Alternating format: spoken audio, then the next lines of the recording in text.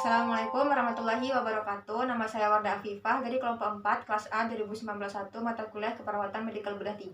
Di sini saya akan membuat video ujian skillet mengenai perawatan pada luka orif-oref. Assalamualaikum Ibu, selamat siang. Waalaikumsalam suster, selamat siang. Oke, perkenalkan ya Bu ya, nama saya Wardah Afifah, boleh dipanggil Pak Wardah. Saya perawat yang bertugas pada siang hari ini dari jam 1 sampai jam 7 malam nanti.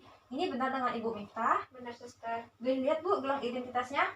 Oke, benar ya Bu Miftah, 20 tahun. Nah, jadi Bu Miftah, hari ini saya akan melakukan pengkajian pada luka Ibu yang terpasang gips. Nah, tujuan kita melakukan pengkajian ini adalah untuk kita memantau sekaligus kita mencegah apakah ada potensi terjadinya komplikasi. Nah, jadi bagaimana? Apakah Ibu bersedia? Bersedia suster. Oke, kalau begitu kita lakukan di sini saja ya Bu ya. Iya. Kurang lebih membutuhkan waktu sekitar 10-15 menit. Oke, baiklah saya tutup dulu ya Bu ya tirainya. Selanjutnya kita tutup sampiran untuk menjaga privasi dari klien. Oke, baik Ibu Miftah, apakah ada yang ingin Ibu tanyakan dulu sebelum saya mulai? Tidak ada suster. Oke, kalau begitu saya mulai ya Bu ya. Nah, pertama itu potensial komplikasi yang pertama itu adalah kita memantau apakah terjadi perdarahan tersembunyi. Jadi perdarahan itu bisa terjadi akibat adanya trauma pada area cedera. Jadi kita berikan perhatian khusus pada area luka. Kita buka dulu pertama perban dan gipsnya. Saya buka dulu ya Bu ya gipsnya. Permisi Bu.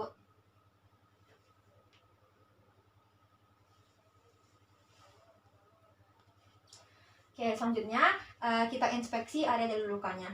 Ibu, saya perhatikan ini tidak terjadi perdarahan ya Bu ya pada luka Ibu. Berarti alhamdulillah sudah baik. Apabila misalnya terjadi perdarahan itu biasanya warnanya merah kecoklatan ataupun merah kehitaman. Nah, selanjutnya saya ukur dulu ya Bu ya area dari luka Ibu. Kita ukur area dari luka, luas dari luka pasien. Kita juga bisa memberikan tanda di sekitar area lukanya agar untuk esok harinya bisa kita perhatikan lagi apakah terjadi perlebaran dari area luka pasien. Oke, baik Ibu, selanjutnya saya cek dulu ya TTV Ibu ya, tanda-tanda vital Ibu. Oke, baik untuk suhu Ibu, pernafasan, nadi, serta tekanan darah Ibu, alhamdulillah normal semua ya Bu. Suster. Oke, selanjutnya saya dokumentasikan dulu ya Bu hasil dari yang tadi. Selanjutnya kita dokumentasikan tipe dari lukanya, area lukanya, lokasi, serta apakah ada tanda-tanda perdarahan. Oke, selanjutnya kita lanjutkan untuk potensial komplikasi yang kedua, yaitu pemeriksaan neurovascular compromise. Compromise neurovascular ini terjadi akibat adanya pembengkakan pada jaringan area luka. Kita bisa memeriksa itu dengan melakukan kajian CSM. Oke, baik Ibu, saya lanjutkan ya Bu ya. Selanjutnya saya akan melakukan pengkajian CSM Bu namanya. Yang pertama itu ada C atau color plus. Nah, jadi saya periksa Ibu ya jarinya ya. Pertama kita cek capillary level dari pasien. Oke, baik, ini jari Ibu tadi sebelum 3 detik sudah kembali lagi jadi warna merah, berarti itu normal ya Bu ya. Selanjutnya saya juga raba nadinya dulu ya Bu. Teraba ya Bu nadinya, dan juga kulit Ibu terasa hangat ya, jadi normal. Oke, selanjutnya itu pemeriksaan yang S Bu, sensasi. Nah, jadi apakah Ibu pernah merasakan sensasi kebas di area tangan yang luka ini Bu? Tidak suster. Tidak ada ya Bu ya. Oke, baiklah, selanjutnya itu ada M Bu, atau move atau pergerakan. Nah, jadi apakah Ibu bisa Bu menggerakkan tangan Ibu? Bisa ya Bu ya. Oke, berarti juga normal ya Bu, bagus.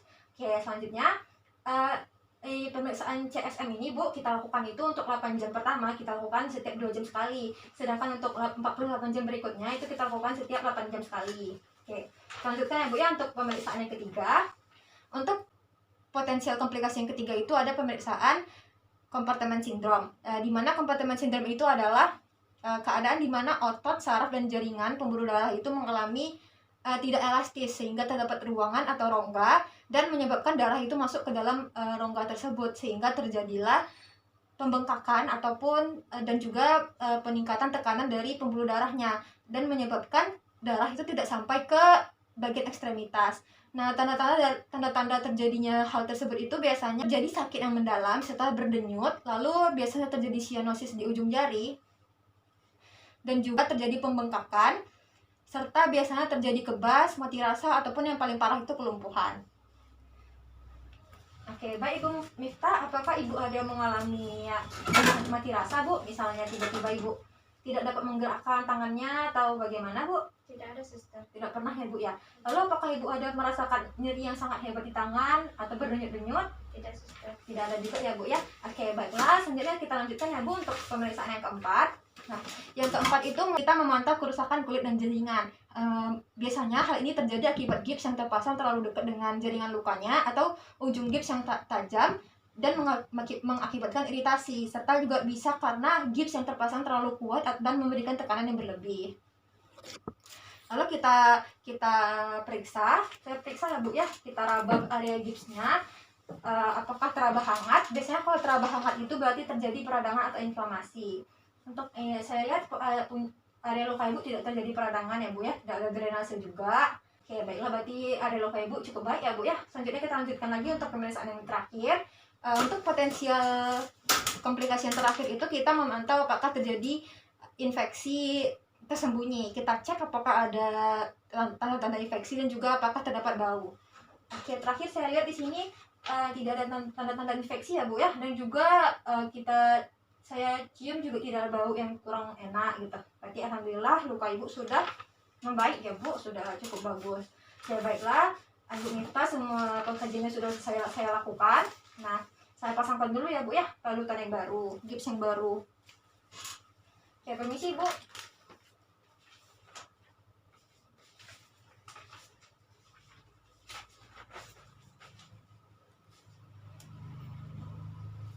Oke, baik, sudah ya Bu ya.